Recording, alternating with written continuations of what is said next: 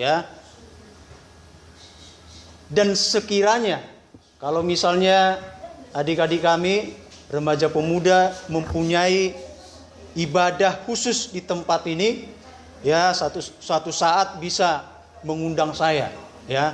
Kalau ada misalnya ada ibadah kaum muda di tempat ini, bisa mengundang saya untuk menyampaikan firman Tuhan, bahkan juga untuk berdiskusi tentang kebenaran-kebenaran firman Tuhan. Saya sangat terbeban untuk melayani anak-anak muda. Karena apa? Karena anak-anak muda ini menjadi pemegang tongkat estafet, ataupun boleh dikatakan tiang-tiang penyangga daripada gereja. Ya. Baik, saudara-saudara yang dikasihi Tuhan Yesus Kristus, kita sama-sama buka Alkitab kita.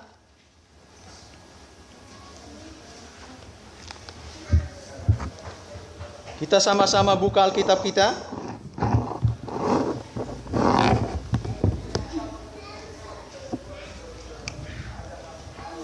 Dari Yosua pasal yang ke-24.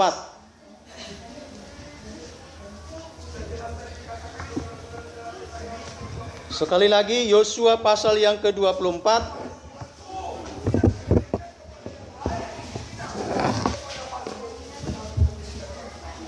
Ayat yang ke-14 sampai dengan ayat yang ke-18. Sekali lagi, Yosua pasal yang pasal yang ke-24 ayat 14 sampai dengan ayat yang ke-18. Kalau sudah ketemu katakan haleluya. Dan saya ajak semua kita bangkit berdiri.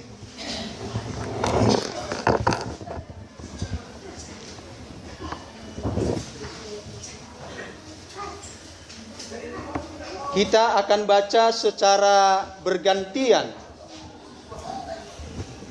Saya ayatnya yang genap dan Bapak Ibu Saudara yang dikasihi Tuhan Yesus Kristus ayatnya yang ganjil. Saya akan mulai. Oleh sebab itu, takutlah akan Tuhan dan beribadahlah kepadanya dengan tulus ikhlas dan setia. Jauhkanlah Allah yang kepadanya nenek moyangmu telah beribadah di seberang sungai Efrat dan di Mesir, dan beribadahlah kepada Tuhan. Tetapi jika kami menganggap tidak baik untuk beribadah kepada Tuhan, bila pada hari ini pada segala siapa kami beribadah kepada Allah yang kepada nenek moyangnya kamu beribadah di seberang sungai Efrat, atau Allah orang Amori yang negerinya kamu diami ini. Tetapi aku dan seisi rumahku, kami akan beribadah kepada Tuhan. Lalu bangsa itu menjawab, jauhlah daripada kami meninggalkan Tuhan untuk beribadah kepada Allah lain. Sebab Tuhan Allah kita, dialah yang telah menuntun kita dan nenek moyang kita dalam Mesir, dari rumah perbudakan, dan yang telah melakukan bantalan dan mujizat yang besar di hadapan kami sendiri, dan yang telah melindungi kita sepanjang jalan itu, dan di antara semua bangsa yang kita lalui. Tuhan menghalau semua bangsa dan orang Amori, penduduk negeri ini, dari depan kita. Kami pun akan beribadah kepada Tuhan, sebab dialah Allah kita. Puji Tuhan. Silakan duduk Bapak Ibu Saudara yang dikasihi Tuhan Yesus Kristus. Saya akan baca sekali lagi ayatnya yang ke-15. Tetapi aku dan seisi rumahku, kami akan beribadah kepada Tuhan. Dan ayatnya yang ke-18, kami pun akan beribadah kepada Tuhan, sebab dialah Allah kita. Saudara-saudara yang dikasihi Tuhan Yesus Kristus, saat pagi hari ini saya berbicara tentang memilih beribadah kepada Tuhan. Memilih beribadah kepada Tuhan. Hidup yang kita jalani ini, saudara yang dikasihi Tuhan Yesus Kristus, adalah hidup yang dibarengi dengan yang namanya pilihan-pilihan. Setiap hari Bapak Ibu Saudara yang dikasihi Tuhan Yesus Kristus, kita diperhadapkan yang namanya pilihan-pilihan hidup. Puji Tuhan. Tidak ada satu orang pun di tengah-tengah dunia ini, saudara yang dikasihi Tuhan Yesus Kristus, tidak mempunyai pilihan. Semua mempunyai pilihan. Seorang pemuda ketika dia ingin menikah juga harus mempunyai pilihan. Katakanlah si Ucok. Entah marga apapun si Ucok ini ya. Ketika dia mau menentukan pasangan hidupnya, dia berkomitmen di dalam hidupnya.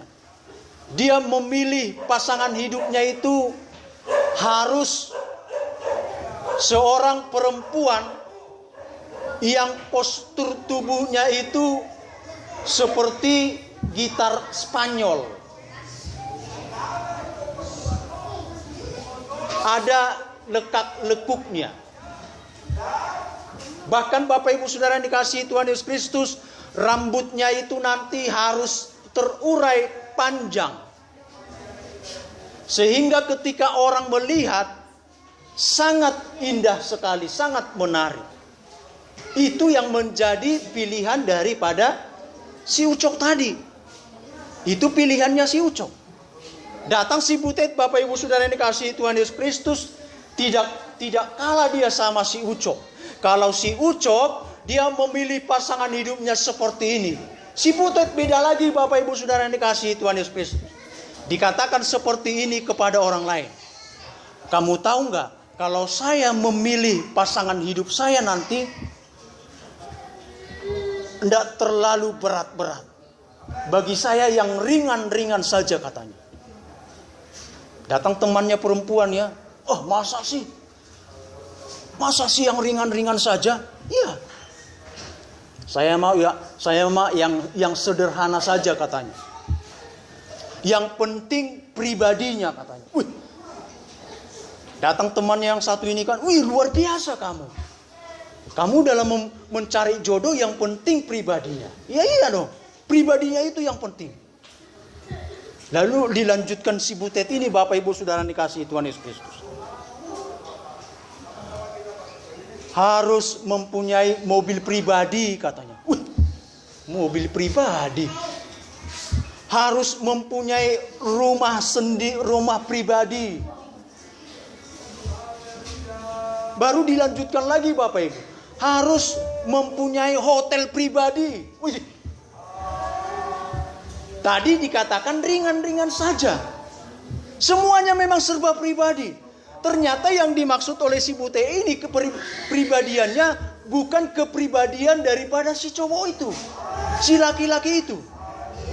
Tetapi kepribadian ataupun serba pribadi tadi, ada mobil pribadi, ada rumah pribadi, ada hotel pribadi, bahkan juga Bapak Ibu Saudara yang dikasihi Tuhan Yesus Kristus, harus ada juga mempunyai kolam renang pribadi. Ini pilihan-pilihan hidup Bapak Ibu Saudara yang dikasihi Tuhan Yesus Kristus.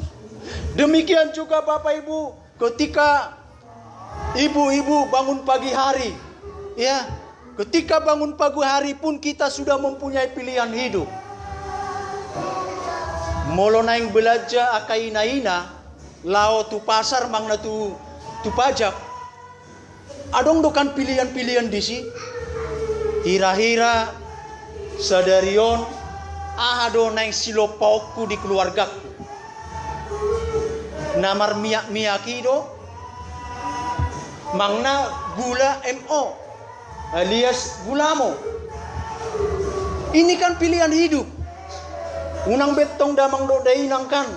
Ngai boto istri nai mok-mok. Amat tai mok-mok. Bedi saya ditur musit setiap hari namar miyak-miyaki kan.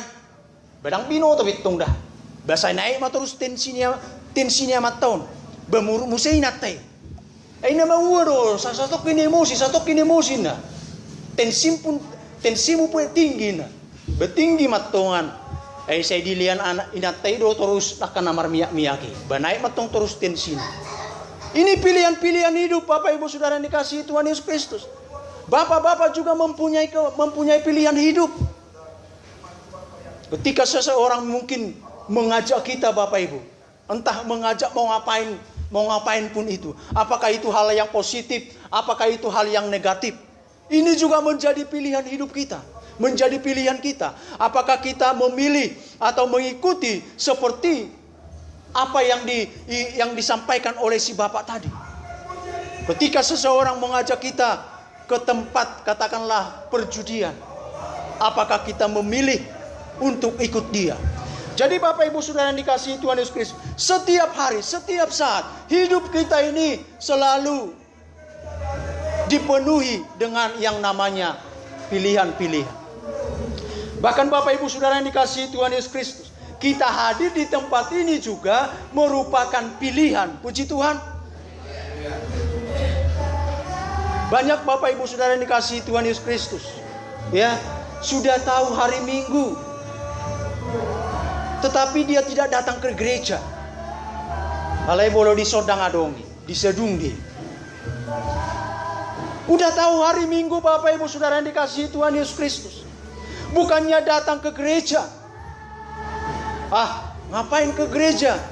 Di rumah saya juga bisa saya setel TV untuk mendengarkan puji-pujian, untuk mendengarkan khotbah, bisa. Iya kan? Mau pendeta-pendeta sekaliber apa? Pendeta-pendeta internasional. Kebetulan di rumah kita itu ada Indo-Passion. Iya kan Bapak Ibu Saudara yang dikasihi Tuhan Yesus Kristus. Kita terserah memilih pendeta-pendeta yang terkenal secara internasional. Atau Bapak Ibu Saudara yang dikasihi Tuhan Yesus Kristus, kita juga memilih jam berapa. Iya kan? Mau pagi-pagi hari subuh ada. Tetapi Bapak Ibu Saudara yang dikasihi Tuhan Yesus Kristus, itu tidak membangun persekutuan kita dengan Tuhan. Puji Tuhan. Itu tidak membangun persekutuan kita dengan Tuhan.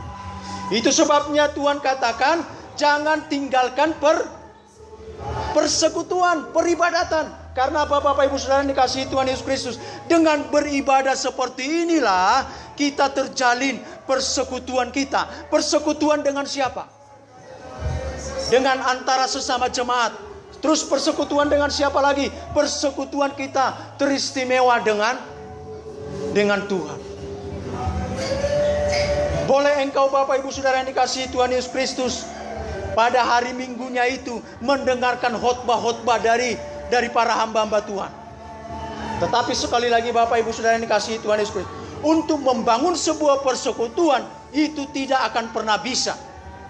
Kalau bisa Bapak Ibu Saudara yang dikasihi Tuhan Yesus Kristus, Tuhan tidak pernah katakan jangan tinggalkan persekutuan, jangan tinggalkan peribadatan. Itu sebabnya Bapak Ibu Saudara yang dikasihi Tuhan Yesus Kristus, berbahagialah Bapak Ibu yang hadir, yang menyempatkan waktunya di pagi hari ini. Puji Tuhan. Nah Bapak Ibu Saudara-saudara yang dikasihi Tuhan Yesus Kristus, apa yang sudah kita baca itu juga, apa yang sudah kita baca ini juga Bapak Ibu Saudara yang dikasihi Tuhan Yesus Kristus, merupakan menjadi pilihan bagi Yosua, menjadi pilihan bagi bangsa Israel. Saya pikir Bapak Ibu Saudara yang dikasihi Tuhan Yesus Kristus, Allah kita itu Allah yang adil. Allah kita tidak pernah memaksakan umatnya. Lihat Bapak Ibu Saudara yang dikasihi Tuhan Yesus Kristus, di dalam ayat yang ke-15 itu dikatakan, tetapi jika kamu anggap tidak baik untuk beribadah kepada Tuhan, molo dianggap bodoh dan dengan beribadah itu Tuhan. Tuhan tidak pernah memaksa kita untuk datang kepada Dia. Puji Tuhan. Tidak pernah Bapak Ibu. Diberikan pilihan saudara yang dikasihi Tuhan Yesus Kristus. Pilihlah pada hari ini. Pada hari ini Bapak Ibu, bukan besok. Seringkali Bapak Ibu Saudara yang dikasihi Tuhan Yesus Kristus, kita berkata seperti ini, masih ada hari esok, masih ada hari-hari yang lain. Benar Bapak Ibu Saudara yang dikasihi Tuhan Yesus Kristus, waktu-waktu ini masih terus berjalan, hari esok masih ada. Tetapi Tuhan katakan, pilihlah hari ini. Puji Tuhan. Bukan nanti. Kenapa Tuhan katakan pilihlah hari ini? Karena hari ini menentukan perjalanan kehidupan kita selanjutnya. Puji Tuhan. Hari ini menentukan perjalanan kehidupan kita. Dengarkan remaja pemuda yang dikasihi Tuhan Yesus Kristus. Kalau engkau memilih jalan ke hal-hal yang tidak benar, maka itu akan mengarahkan hidupmu. Itu akan menuntun hidupmu kepada kehidupan selanjutnya. Dunia remaja pemuda sangat rentan saat ini Bapak Ibu. Iblis sedang memakai ataupun sedang menghancurkan generasi